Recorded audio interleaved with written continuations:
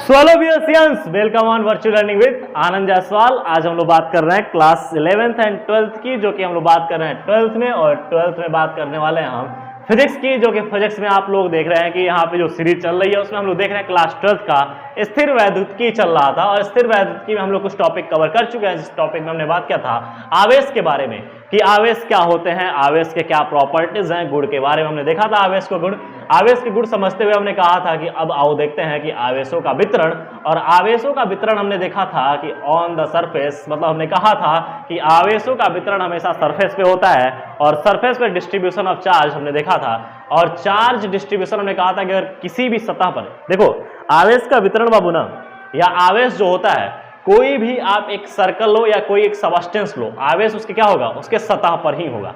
अगर मैं बात करूं यहाँ पे कि आवेश को मैंने डिस्ट्रीब्यूट किया था, डिस्ट्रीब्यूट करने का तरीका मैंने कहा था कि तीन तरह से डिस्ट्रीब्यूट हो सकते हैं। एक लीनियर डिस्ट्रीब्यूशन, मतलब कि रेखीय आवेश वितरण, और दूसरा था पृष्ठीय आवेश वितरण, और तीसरा था आयतन आवेश वितरण। अगर मैं बात करूं रेखीय आवेश वितरण, तो आपको पढ़ाया जा चुका है बाबू पिछले टर्म में। अगर आप रेखीय आवेश वितरण अभी तक लेक्चर नहीं देखे हैं और आवेशों का वितरण का कॉन्सेप्ट नहीं समझे हैं, तो पुराना लेक्चर आप देख लीजिए, जिसमें कि आपको ये समझ में आ जाएगा कि आवेश का वितरण हम करेंगे कैसे और आवेश का वितरण किस प्रकार होना चाहिए।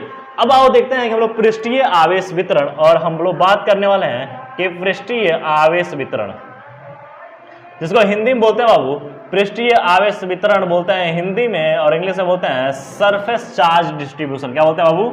Surface charge distribution.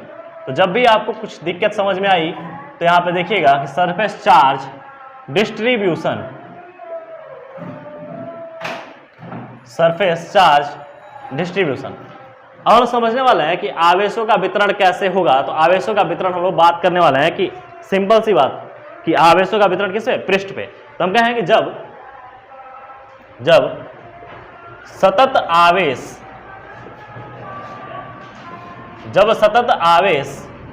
का वितरण, जब सतत आवेश का वितरण पृष्ठ पर होता है, देखिएगा ध्यान रखिएगा, यहां पे एक बात हम बोल रहे हैं, जब सतत आवेश का वितरण किसी, या बोला जाए किसी पृष्ठ या किसी पदार्थ के पृष्ठ पर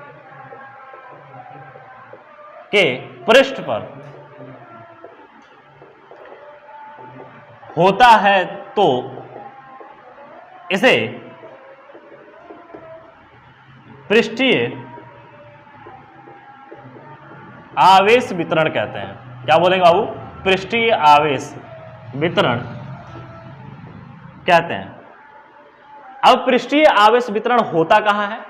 तो पृष्ठीय आवेश वितरण हम कहें कि एक घन पे हो जाएगा, या हम कहें कि एक आपका जो जिस कॉपी पे लिख रहे हो उस कॉपी के सीट पर भी आवेश का वितरण हो सकता है, अर्थात कि वहां पर भी आवेश को वितरित कर सकते हो। तो हम कह सकते हैं कि समतल आवेशित चादर। तो हम कहें कहां हो सकता है? तो हम पहला बात करें, जैसे हम कह सकते हैं जैसे समतल आवेशित चादर। क्या बोलेंगे बाबू? समतल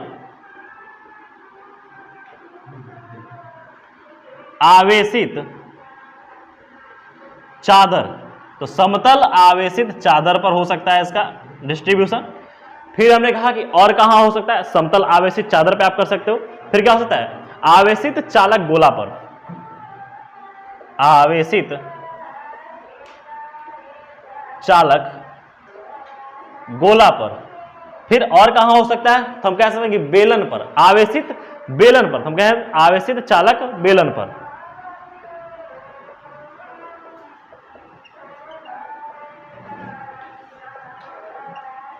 आवेशित चालक बेलन पर। तो ये कुछ जगह हम कहें कि आवेश का डिस्ट्रीब्यूशन हो सकता है। और आवेश का डिस्ट्रीब्यूशन कैसे होगा? और ऐसा आवेश का डिस्ट्रीब्यूशन कहलाता है सरफेस चार्ज डिस्ट्रीब्यूशन। अगर मैं बात करूं कि सरफेस चार्ज डिस्ट्रीब्यूशन, जस्ट एक इमेजिन दैट कि मैंने कहा बाबू कि एक सतह ले लिया जाए, और सतह कैसा है? मैंने कहा कि समतल आवेशित चादर है।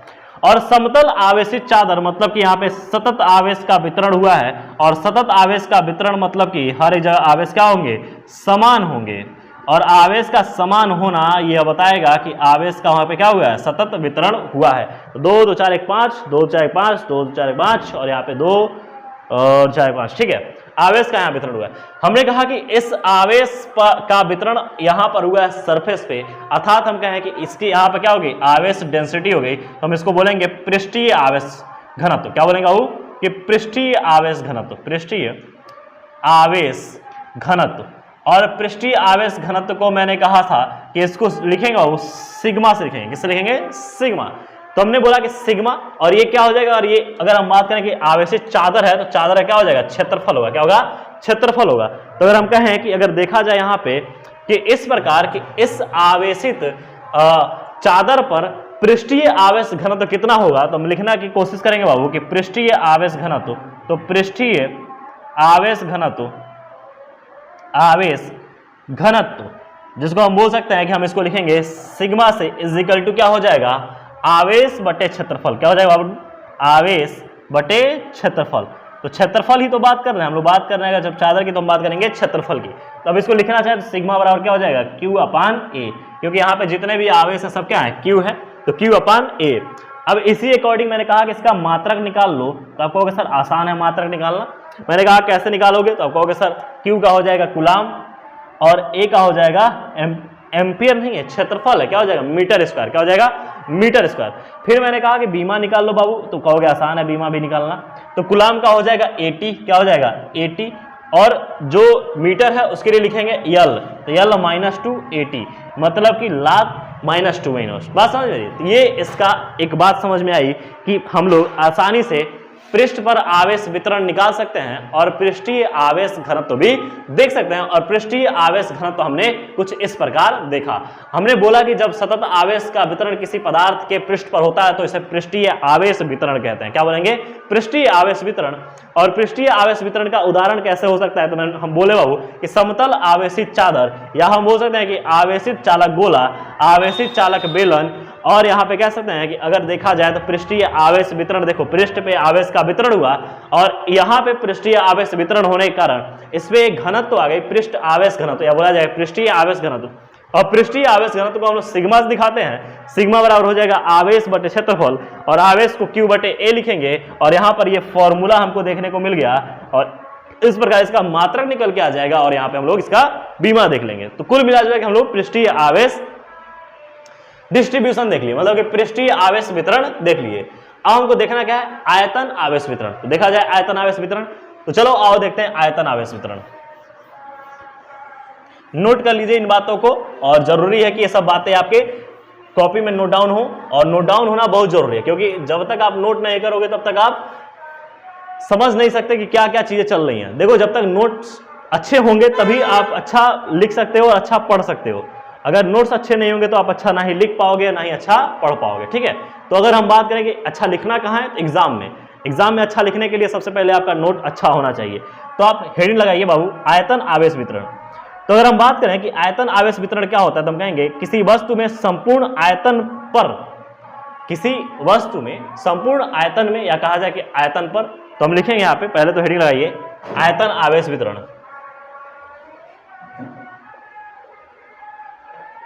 आयतन आवेश वितरण हम बोलेंगे यहाँ पे वॉल्यूम चार्ज डिस्ट्रीब्यूशन। तो वॉल्यूम चार्ज डिस्ट्रीब्यूशन में हम बात करने वाले हैं कि क्या होगा, तो हम कहेंगे किसी पदार्थ में, या बोला किसी पदार्थ के आयतन में आवेशों का वितरण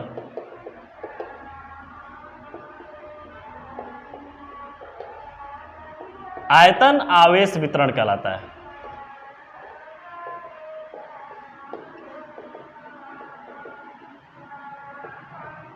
हम जानते हैं बाबू कि आयतन क्या होता है, तो आयतन होता है लंबाई गुणे चौड़ाई गुणे ऊंचाई। तो लंबाई गुणे चौड़ाई गुणे ऊंचाई में आवेश का क्या है, वहां पर वितरण है। तो आवेश का वितरण, इस प्रकार का आवेश का वितरण क्या कहलाएगा, आयतन आवेश वितरण कहलाएगा। अब हम कह सकते हैं कि आयतन आवेश वितरण एक हम कह सकते हैं कि अचालक या कुछ वहां पे कि चालक गोला है, मतलब अचालक गोला है। अब उसके अंदर क्या होगा कि आवेश का इस प्रकार वितरण होगा अंदरूनी आयतन में और इसके सरफेस पर भी होगा और सरफेस पे कुछ इस प्रकार होगा। तो मैंने कहा कि इस प्रकार के ऐसे सिस्टम को क्या बोलेंगे कि यहाँ पर जो डिस्ट्रीब्यूशन है वो कैसा है, आयतन आवेश वितरण है और यहाँ पर आयतन आवेश घनत्व क्या हो जाएगा, रो। हम लोग बोलेंगे कि आयतन आवेश घनत्व, तो आयतन आवेश घनत्व क्या हो जाएगा, रो।